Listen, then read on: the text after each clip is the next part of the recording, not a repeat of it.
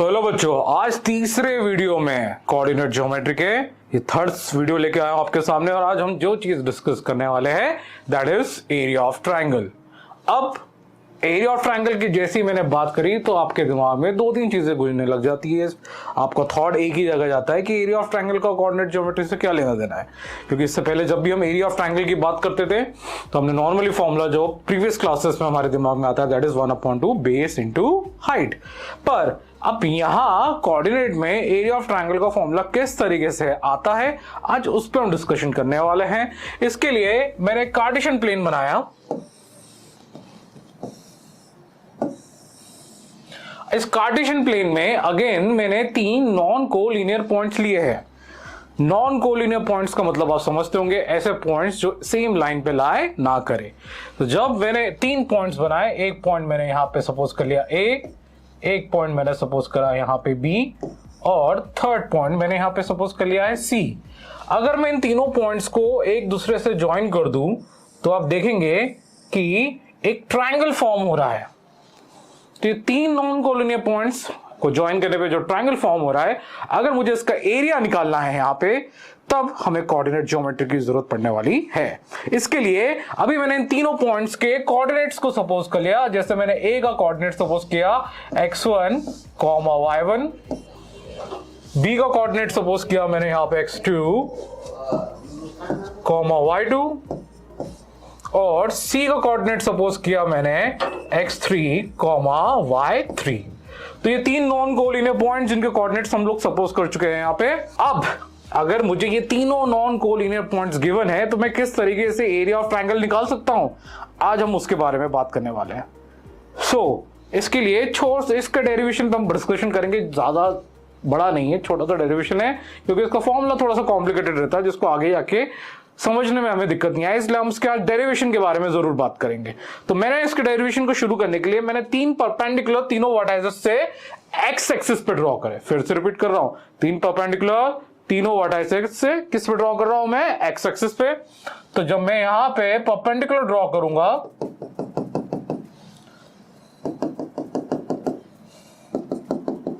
तो ध्यान से देखना बेटा, यहां पे अगर आप गौर फरमाएंगे तो इनके पॉइंट्स ले लिए मैंने, that is D, that is E and that is F. अब आपको दिख रहा होगा कि यहां पे कुछ ट्रैपेजियम फॉर्म हो रहे हैं। बिल्कुल सर, हो रहे हैं। तो अगर मैं एक ट्रैपेजियम पहला देखूं that is B A E D, और एक दूसरा ट्रैपेजियम देखूं मैं ए सी एफ ई, तो ये इस पूरे फिगर को कवर कर रहा है। क्या मैं बिल्कुल सही बोल रहा हूं? बिल्कुल। और इन्हीं दो ट्रैपेजियम से अगर मैं बी सी एफ डी का एरिया माइनस कर दूं तो जो रिमेनिंग एरिया बचेगा वो हमारा बनेगा एरिया ऑफ ट्रायंगल। आज एरिया ऑफ ट्रायंगल निकालने के लिए हमें तीनों ही ट्रैपेजियम्स के एरियाज को कैलकुलेट करना पड़ेगा।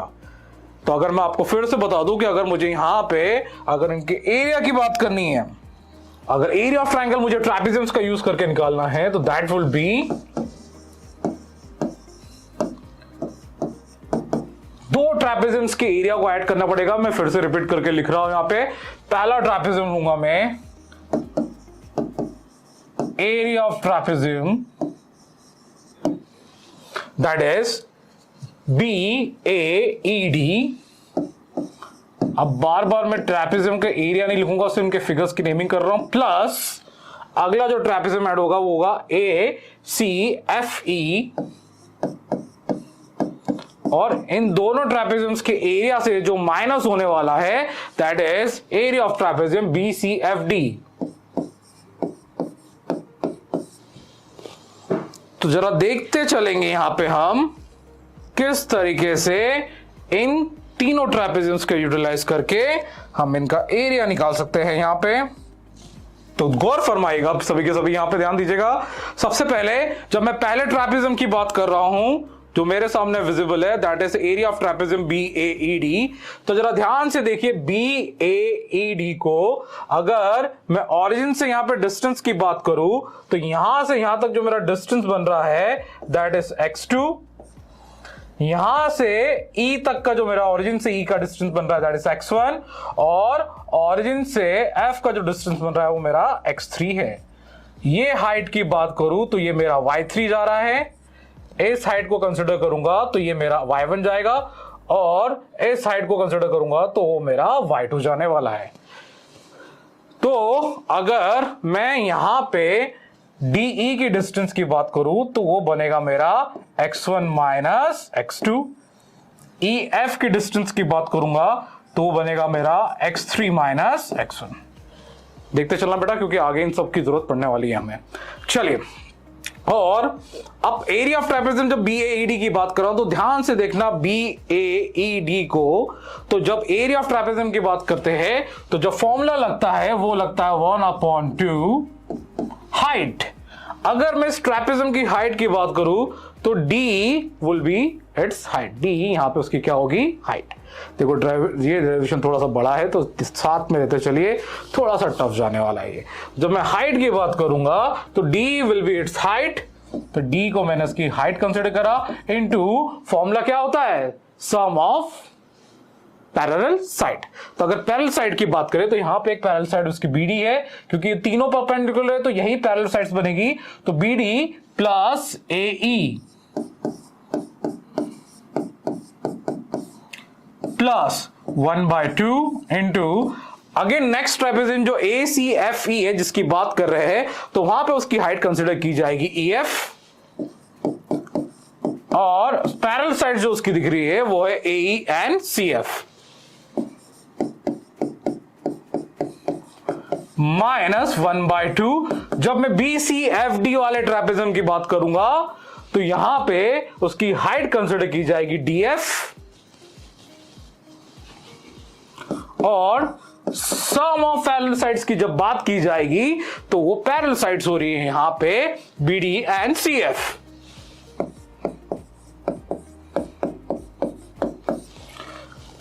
तो मैं समझ सकता हूं कि ये चीजें जो मैंने लिखी है अभी तक आप लोगों को समझ में आ रही होगी, थोड़ा बहुत तो आप लोगों को आ ही रहा होगी क्या चीजें चल रही है। अब इनकी वैल्यूज पुट करेंगे, उससे पहले ध्यान से देखिए सभी से कुछ कॉमन निकल रहा है। जो चीज कॉमन निकल रही है वो है 1/2, सभी में 1/2 कॉमन पार्ट है। अब मैं D की वैल्यू की बात करूं तो मैंने D की वैल्यू अभी यहां आपके सामने लिखी है, which is x2 minus x1 minus x2 into BD की बात करें तो ये किसको रिप्रेजेंट कर रहा है? y2 को, और AE की बात करें तो किसको रिप्रेजेंट कर रहा है? y1 को। तो that will be y2 plus y1 plus, जब मैं EF की बात करूंगा तो EF की वैल्यू जाएगी मेरी x3 माइनस x1 इंटू में जब मैं हाइट कंसिडर करके चलूंगा यहां पे तो उसकी हाइट अगर देखें तो AE और CF आ रहा है जो y1 और y3 की वैल्यू है, तो यहां लिखेंगे हम y1 प्लस y3 माइनस, अब जगह की कमी के होते हुए मैं डायग्राम को आपसे हाइड कर रहा हूं क्योंकि अब हमें डेरिवेशन पे फोकस करने की जरूरत है। अब गौर फरमाते चलिएगा यहां पे। अब जब मैं DF की बात करूंगा तो DF अगर हम देखें वहां पे तो DF की जो वैल्यू जाने वाली है, फिर आप एक बार आपके लिए मूव करके दिखा देता हूं मैं यहां पे, जो DF की वैल्यू होगी उसके लिए मुझे x3 में से किसको माइनस करना पड़ेगा? x2 को। तो जब DF की बात करूंगा मैं तो मैंने क्या बोला आपसे, आप फिर से ध्यान रखिएगा कि DF की जब बात कर रहे हैं हम वहां पे तो हम बात करेंगे x2 x3 माइनस x2 की, और जब BD और CF की बात करेंगे तो ध्यान रखिएगा y1 y2 आ चुका है, y1 y3 आ चुका है, अब बच रहा हमारे सामने y2 plus y3।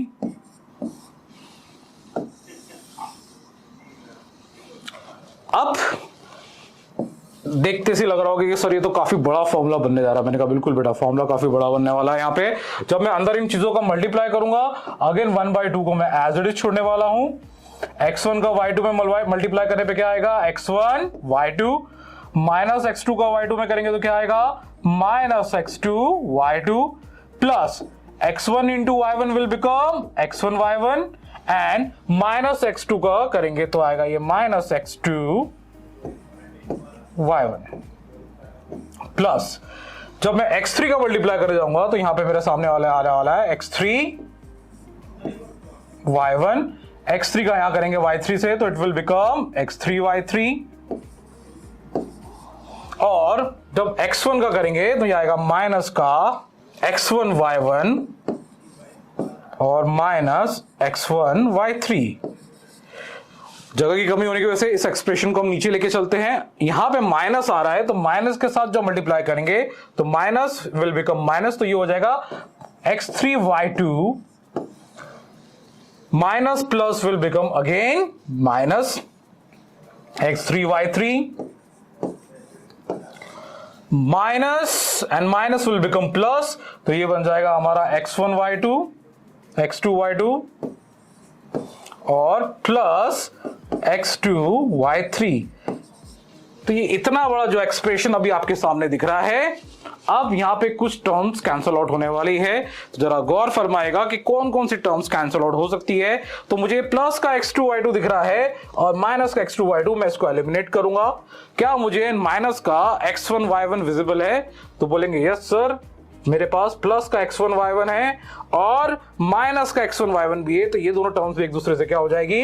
Cancel out. Next time हम x3 और y3 को सर्च आउट करने जब जाएंगे तो प्लस x3 y3 से minus x3 y3 cancel out हो रहा है। तो जरा देखें, ऐसा करने पे कुछ 6 टर्म्स कैंसल आउट हो चुकी है।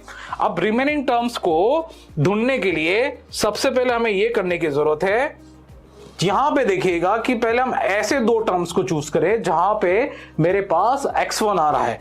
तो देखिएगा यहां पे x1 y2 है और दूसरी जगह जहां मुझे x1 दिख रहा है वो ये रहा x1 y3। तो x1 y2 और x1 y3 दोनों टर्म्स को जब मैं साथ में लूंगा तो 1/2 अगेन हमारे पास आने वाला है। फिर गौर करिएगा, इन दोनों टर्म्स में से मैं x1 जब कॉमन निकालूंगा तो मेरे पास जो टर्म बच रही है that is y2 minus y3 plus, अब जब x2 वाली टर्म सर्च आउट करने जाएंगे हम यहां पे, तो ये x2 y3 दिख रहा है मुझे यहां पे और दूसरा मुझे यहां पे दिख रहा है। गौर फरमाइएगा जरा ध्यान से कि अगली टर्म मेरे पास जो आने वाली है दैट इज x2 y1। तो यहां दोनों से मैं x2 कॉमन लूंगा। जगह की कमी होने की वजह से नीचे एक साथ एक्सप्रेशन चल रहा है, पूरा एक्सप्रेशन साथ में ही जा रहा है। प्लस सॉरी x2 कॉमन जब मैंने लिया तो अंदर जो मेरे टास्क टर्म बच रही है, देखिए y3 पॉजिटिव आ रहा है और वहां पे y1 कैसा आ रहा है? नेगेटिव। अगली लास्ट टर्म जो मेरे पास बच रही है वो x3 वाली है, तो आपको दिख रहा होगा x3 y2 नेगेटिव है और x3 y1 पॉजिटिव है। तो जब यहां से x3 कॉमन लूंगा मैं तो मेरे सामने टर्म्स निकल के आएगी यहां पे y1 माइनस y2। ये इस तरीके से ये पूरा अभी डेरिवेशन डिराइव हुआ है। अब इसको शॉर्ट में करके मैं आपको पूरी तरीके से समझाता हूं कि ये फॉर्मूला डिराइव क्या हुआ है हमारा। तो इस फॉर्मूले को थोड़ा सिस्टमैटिक वे में लिख के मैं बताता हूं। जो फाइनली जो मेरा फॉर्मूला डिराइव हो रहा है एरिया ऑफ ट्राइंगल का, that is area of triangle equals to, इस फॉर्मूले को थोड़ा गौर करेगा, फिर इसके मैं याद करने की एक शॉर्ट ट्रिक भी आपको बताने वाला हूं। And the formula is 1/2 in bracket x1 into y2 minus y3 plus x2 y3 minus y1 plus x3 y1 minus y2। अब क्योंकि एरिया ऑफ ट्राइंगल कभी भी नेगेटिव नहीं हो सकता, इसके लिए यहां पे मैं आपको मॉड लगा दूंगा। मॉड लगाने का नतीजा यह होता है कि कई बार वैल्यू सिंप्लीफाई करने पे, सॉल्व करने पे, वैल्यू पुट करने पे वैल्यू नेगेटिव भी आ सकती है, तो मॉड से वो पॉजिटिव हो जाएगी।